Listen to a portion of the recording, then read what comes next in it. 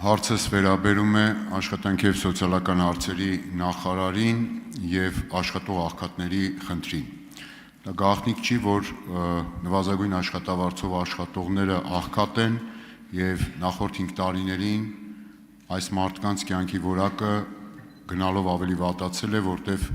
արձանագրվող գնաճը գերազանցել է նրանց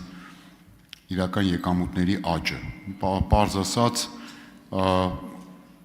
նվազագույն աշխատավարձը 68,000 դրամից դարձել է 75,000 դրամ, աճելով 7,000 դրամ ընդամենը, իսկ նվազագույն սպառողական զամբյուղի արժեքը դրանից գրեթե կրկնակի անգամ ավելի բարձր աճ է ունեցել։ Հիմա կառավարության ծրագրով 2021-26 թվականների նախատեսված էր նվազագույն աշխատավարձը դարձնել 85,000 դրամ, այս պահին 75,000 դրամ է։ Վերանայված եվրոպական սոցիալական խարտիան Հայաստանը վավերացրել է 2004 թվականի մարտի 1-ին, 22 տարի առաջ, և այս խարտիայի նախադեպային իրավունքի վերլուծական ամփոփագրով երկրների համար հստակ պարտավորություն է նախատեսված, որ նվազագույն աշխատավարձը պետք է լինի միջին աշխատավարձի 40%-ը։ Այս պահին միջին աշխատավարձի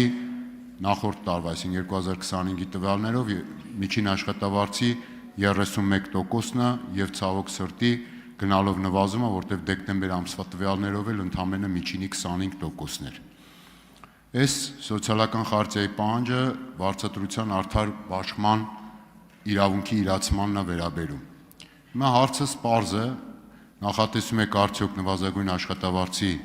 բարձրացում, որի հետ կապված նաև մեր օրենսդրությամբ կապ կա բազային աշխատավարձի հետ քաղծառայողների, հետևաբար նաև եթե այդպիսի բարձրացում լինելու է, պետք է բարձրանա քաղծառայողների բազային աշխատավարձը։ Հարցին կպատասխանի Արսեն Թորոսյանը, համեցեք, պարոն նախարար։ Պարոն Ավետիսյան, ես ենթադրում եմ, մենք առաջի անգամ չի, որ սրա մասին խոսում ենք, դուք էլի եք հարցեր տվել ու այդ ձևակերպումներն էլ առաջի անգամ չի, որ լսում ենք, հատկապես տենց ոչ այդքան բարեհունչ ու մեր քաղաքացիներին էլ ոչ այդքան լավ նկարագրող աշխատող աղքատ բառակապակցությունը, որտեղ մենք խրախուսում ենք աշխատանքի միջոցով աղքատությունից դուրս գալը եւ ոչ թե հակառակը, եւ մեր քաղաքացիներին վերաբերվում ենք այդպես։ Հիմա ինչ վերաբերում է ձեր բարձրացրած բուն թեմային։ Okay, կա մեր օրենսդրությամբ սահմանված նվազագույն աշխատավարձ, որը 75,000 դրամ է, որից այո նաև հաշվարկվում են շատ այլ բաներ եւ հիմնականում այն ինչ որ դուք նշեցիք, քաղծառայողների եւ տարբեր այլ պետական ծառայողների աշխատավարձեր։ Դրանից բացի, ըստ էության, այս նվազագույն աշխատավարձը որևէ դեր չունի իրական կյանքում։ Ավելին, մենք բազմիցս նաև ասել ենք եւ նաև կարող եմ հիմա էլ թվեր ասել, օրինակ վերջի վիճակագրության։ Երբ որ մենք տեսնում ենք աշխատատեղերի միգրացիա ցածր վարձատրվող կտորից դեպի բարձր վարձատրվող, այսինքն մենք այդ նվազագույն աշխատավարձը բարձրացնենք, չբարձրացնենք, թողնենք նույնը, միևնույնն է, իրական սեկտորում իրական աշխատավարձերը բարձրանում են, այդ թվում մրցակցության շնորհիվ, որտեղ աշխատատեղեր ունեցող գործատուները ուզում են, որ իրենց մոտ գան լավ աշխատողներ, որոնց համար նրանք պատրաստ են տալ ավելի բարձր աշխատավարձ։ Ես օրինակ հենց հիմա կարող եմ ասել, որ 25-26-ի հունվարի համեմատ, 25-26-ի, մենք մինչև 100,000 դրամ ստացող աշխատատեղերի կրճատում ենք ունեցել, ինչի հաշվին, որտեղ 150,000-ից ավելի բարձրում ունեցել ենք ավելացում, մոտ 12,000 աշխատատեղ կրճատվել է մինչև 150,000 կտորում,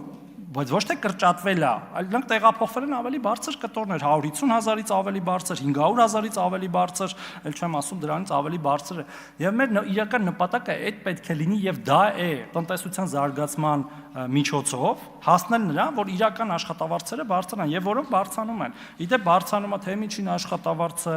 թե նաեւ մեդիանն է բարձրանում, այո, որը տարբեր է միջին աշխատավարձից։ Եվ այս ամեն ինչը մեր քաղաքացիները իրենց մաշկի վրա զգում են։ Հիմա մենք կգնանք այդ 75,000-ը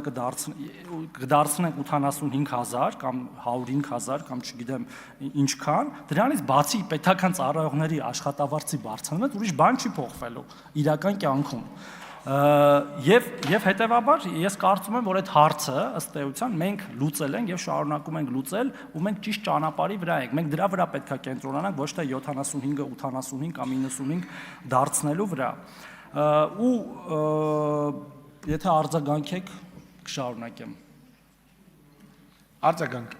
Ճիշտն ասած, զարմացա։ Ես վկայակոչեցի կառավարության ծրագրի շատ կոնկրետ կետ։ Հիմա դուք ասում եք դա կարևոր չի։ Ոնց կարա անկարևոր բանը կառավարությունը իր ծրագրում սոցիալական 3 խոստումներից չափելի մեկը անկարևոր մի բանի մասին լինի։ Զարմանալի է։ Կոնկրետ 75000 դրամը դարձնել 85000։ Ես կարծում եմ շատ էլ կարևոր է եւ շատ էլ ճիշտ թիրախ է, որովհետեւ մի բան է մեդիան աշխատավարձը, միջին աշխատավարձը, մի բան է նվազագույն աշխատավարձը արդար բաշխման տեսանկյունից։ Դուք ասում եք անկարևոր մի բան վերանայված եվրոպական սոցիալական խարտիա։ Գիտեք, աշխարհի նույնիսկ զարգացած երկրներն են վավերացրել եւ սա շատ հին պատմություն ունի։ Այստեղ հստակ ասում է, որ միջին աշխատավարձը պետք է նվազագույն աշխատավարձը լինի միջինի 40%-ը, պարոն Թորոսյան։ Եվ սա ասում է արդար բաշխման տեսանկյունից։ Այսինքն հիմա այն ինչ որ դուք դրամաբանորեն ասում եք, գուցե դրամաբանական հիմք կա, բայց սրանք կոնկրետ ցուցանիշներ են։ Եվ ի դեպ նվազագույն աշխատավարձը պետք է դառնա 95000 դրամ, որ խարտիայի պահանջը կատարված լինի։ Շնորհակալություն։ Պարոն Ավետիսյան, շնորհակալ եմ, որ ընդունեցիք, որ ճիշտ եմ ասում եւ տրամաբանական եմ ասում, եւ մեր նպատակը պետքա լինի մեր քաղաքացիներ իրական եկամուտների ավելացումը, ինչը մենք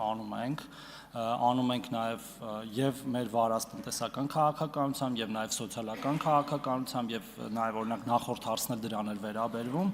եւ այս ցուցանիշները ապացուցում են, որ մենք ճիշտ ճանապարհի վրա ենք։ Ցածր ստացող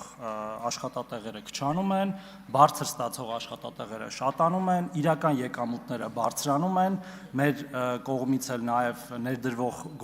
պրոցեսներն էլ ուրիշ բարեփոխումներն էլ օգնում են մեր քաղաքացիներին իրենց այլ ծախսերը հոգալ, օրինակ նույն առողջության ապահովագրությունը 200,000-ից բարձր ստացող քաղաքացիների համար, մյուս տարվանից արդեն բոլորի համար, նաեւ խոսում է նրա մասին, որ պետքա մենք ամբողջության մեջ նայենք իրական բեռի տեսանկյունից քաղաքացիների վրա ընկած։ Շնորհակալություն։